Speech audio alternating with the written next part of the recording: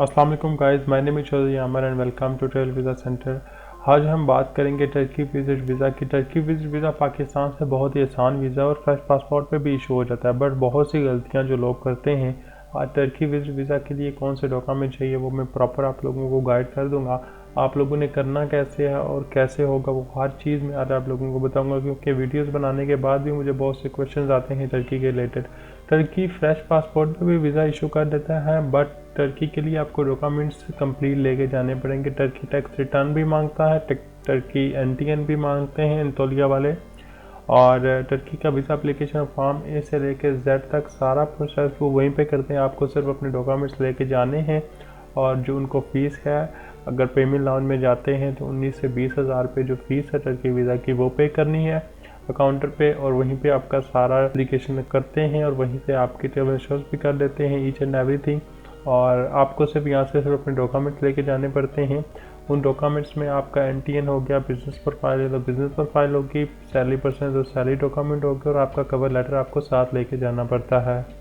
अगर आप ये सारी चीज़ें प्रूव कर देते हैं, मैं जो अभी डॉक्यूमेंट्स आप लोगों को लिस्ट बताने वाला हूँ, तो आपको टर्की का वीज़ा मिल जाएगा। इसमें वेरिफिकेशन कॉल भी आप लोगों को आएगी और आपके बिज़नेस से रिलेटेड आपसे क्वेश्चन किए जाएंगे। आप अगर सैलरी पर्सन है तो आपके एचआर को या फिर आपके किसी डायरेक्टर को कॉल की जा सकती है, कंपनी को कॉल करके वेरिफिकेशन की जा सकती है, और अगर बिज़नेस पर्सन है तो आपको खुद कॉल आएगी और आप उसकी वेरिफिकेशन करेंगे। ये बहुत ही आसान वीज़ा है। अगर आप ये सारे डॉक्यूमेंट्स प्रूव कर देते हैं कि आप लोगों के पास ये डॉक्यूमेंट मौजूद हैं, तो टर्की का वीज़ा रिफ्यूज़ नहीं होता पाकिस्तानियों के लिए। और बहुत से लोग क्या करते हैं कि फ़्रेश एनटीएन बना के फ्रेश टैक्स रिटर्न सारा लगा के अप्लाई कर देते हैं। उसका बैड इम्पैक्ट पड़ता है कि सिर्फ इसने टर्की आने के लिए ये एनटीएन बनाया है। कम से कम 6 माह ओल्ड एनटीएन तो होना चाहिए जब आप टर्की का वीज़ा अप्लाई करें। और जो आपकी बैंक स्टेटमेंट है वो 3 मंथ की रिक्वायर्ड है, उसमें 3 सैलरी स्लिप होंगी और 3 मंथ की स्टेटमेंट होगी, अकाउंट मेंटेनेंस लेटर होगा। मैं भी आपको बता देता हूँ, सैलरी पर्सन के लिए ये डॉक्यूमेंट्स अगर आप लगा देते हैं और उनकी वेरिफिकेशन कॉल के आंसर सही कर देते हैं, आपका वीज़ा रिफ्यूज़ नहीं होगा। सबसे पहले हमने यहाँ पे बिज़नेस प्रोफाइल ओपन की है। सो ट्रेवल इंश्योरेंस और वीज़ा एप्लीकेशन फॉर्म ये दोनों आपको एंतोलिया वाले भी प्रोवाइड करते हैं, ठीक है। एंड नेशनल टैक्स नंबर जो एनटीएन है वो आप लोगों ने, आपका 6 मंथ से ओल्ड होना चाहिए। टैक्स रिटर्न वो मांगते हैं, वो आपकी टैक्स रिटर्न, अगर आपके पास टैक्स रिटर्न नहीं है so tax return payment slip है वो भी आप अटैच करके जमा करवा सकते हैं। चैम्बर ऑफ कॉमर्स अगर आपके पास है तो ठीक है, नहीं तो इसकी जगह अंजुमन ताजरा और डिफरेंट लेटर बन जाते हैं म्यूनसिपल कमेटी से, वो अटैच कर सकते हैं। अच्छा, यहाँ पे आपका बिज़नेस अकाउंट है वो भी मांगते हैं और पर्सनल अकाउंट आपसे मांगते हैं दोनों। अगर आपका पास बिज़नेस अकाउंट नहीं है तो पर्सनल अकाउंट का आप मेंशन कर सकते हैं कि मैं अपना पर्सनल अकाउंट बिज़नेस एक्टिविटीज़ के लिए भी यूज़ करता हूँ, सो वो एक्सेप्ट कर लेते हैं।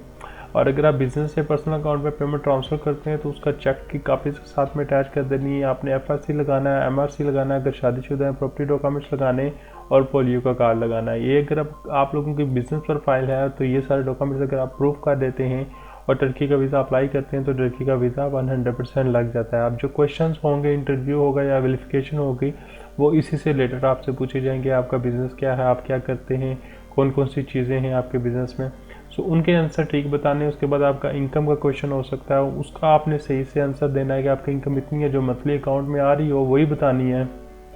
अगर आप वो ऑकरेट बताएंगे तो आपका टर्की का वीज़ा रिफ्यूज़ नहीं होगा। इसके अलावा जो मेन चीज़ आती है इनमें, वो कवर लेटर, वो 1 पेज में होना चाहिए, और उसमें आपने जो ट्रेवल प्लान है, ट्रेवल आइटनरी है, वो आपको सही से याद होनी चाहिए। अगर आपसे एम्बेसडर पूछ लेता है, वीज़ा अफसर पूछ लेता है कि आप कहाँ कहाँ जाएंगे टर्की पे जाके, तो आपको वो 4 से 5 प्लेसेस के जो भी 10 दिन का आपने अगर प्लान दिया तो उनके नाम याद होना चाहिए, और आपको पता होना चाहिए वो क्या प्लेसेस हैं जो आप विज़िट कर रहे हैं। ये है सैलरी पर्सन के लिए, सॉरी बिजनेस पर्सन के लिए। एंड अभी मैं सैलरी पर्सन की बात करता हूँ।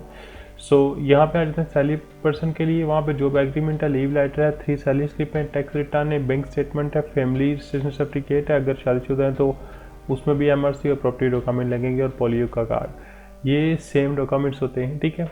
यहाँ पे देखिए क्या चेंज हो गया है। बिजनेस पर्सन है, उसने तो चेक ट्रांसफ़र किया होगा अपने business account to personal account, जो क्रॉस चेक कहते हैं।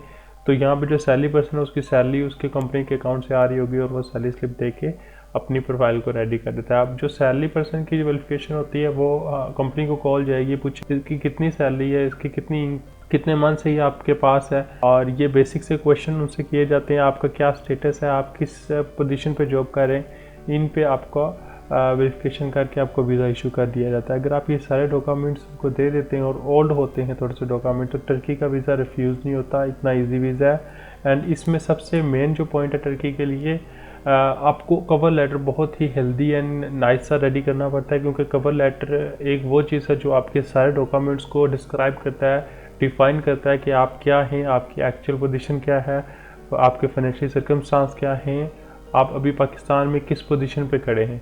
सो कवर लेटर हमेशा किसी प्रोफेशनल से बनवाना चाहिए और प्रोफेशनल की राय से ही करना चाहिए। इवन कुछ लोग टर्की का वीज़ा खुद अप्लाई करके रिफ्यूज़ करवा देते हैं और फिर हमारे पास आते हैं, फिर हम उनके फाइल रेडी करके टर्की भेजते हैं, उनके वीज़ा इशू हो जाते हैं। सो अगर आप में से कोई बंदा टर्की का वीज़ा अप्लाई करना चाहता है या टर्की में इंटरेस्टेड है, तो हमारा व्हाट्सअप नंबर नीचे आ रहा होगा, हमें से कॉन्टैक्ट कर सकते हैं और हम फ्री ऑफ कॉस्ट आपको गाइड करेंगे एंड टर्की वीज़ा की फाइल प्रिपरेशन भी हम करते हैं। उम्मीद करता हूँ कि आप लोगों को मेरी ये वीडियो पसंद आई होगी। अगर इस वीडियो से ज़्यादा से भी हेल्प मिलती तो मेरे चैनल को सब्सक्राइब और लाइक ज़रूर कीजिएगा। मिलता हूँ नेक्स्ट वीडियो में। अल्लाह हाफिज़।